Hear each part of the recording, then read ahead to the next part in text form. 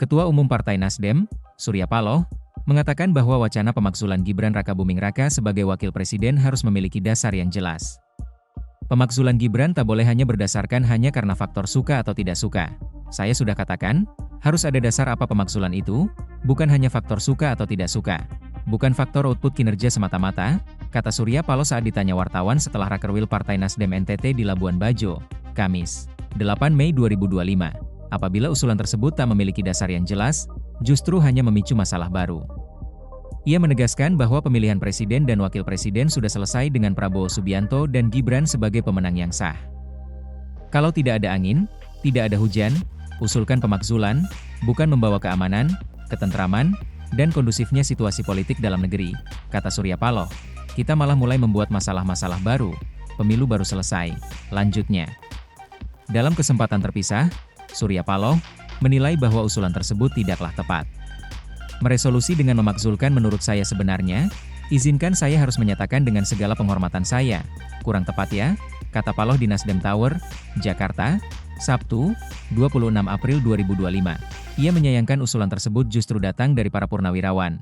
Ya sayang sekali, dengan seluruh penghormatan saya kepada para senior, kata Paloh, menurut Paloh. Tak ada alasan yang mendasar untuk mencopot Gibran sebagai Wapres RI, putra sulung Presiden ke-7 RI Jokowi itu juga menang Pilpres sebagai pendamping Presiden Prabowo Subianto. Karena tidak ada skandal menjadi suatu hal tuntutan agar pemakzulankan, kata Paloh, terlepas apakah itu output kinerjanya lemah, setengah lemah, kuat, itu masalah lain, ujarnya. Diketahui, Forum Purnawirawan TNI menaikkan deklarasi berisi 8 poin yang salah satunya adalah mendesak Gibran turun dari jabatannya sebagai Wapres. Purnawirawan yang ikut menandatangani diantaranya adalah Dankormar Letjen TNI, Purnawirawan Soeharto, mantan KSAL Laksamana TNI, Purnawirawan Slamet Subianto, hingga mantan KSAU Marsekal TNI, Purnawirawan Hanafi Asnan.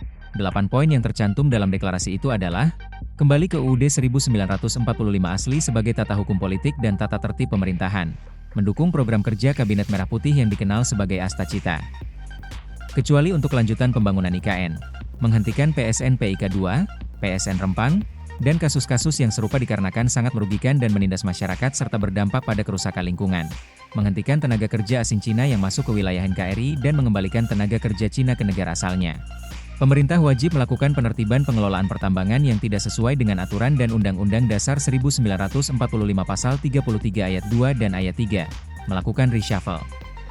Kepada para menteri, yang sangat diduga telah melakukan kejahatan korupsi dan mengambil tindakan tegas kepada para pejabat dan aparat negara yang masih terikat dengan kepentingan mantan Presiden ke-7 RI Joko Widodo. Mengembalikan Polri pada fungsi Kamtibmas, keamanan dan ketertiban masyarakat, di bawah Kemendagri. Mengusulkan pergantian wakil presiden kepada MPR karena keputusan MK terhadap pasal 169 huruf Q Undang-Undang Pemilu telah melanggar hukum acara MK dan Undang-Undang Kekuasaan Kehakiman. Download Tribun X sekarang, menghadirkan lokal menjadi Indonesia.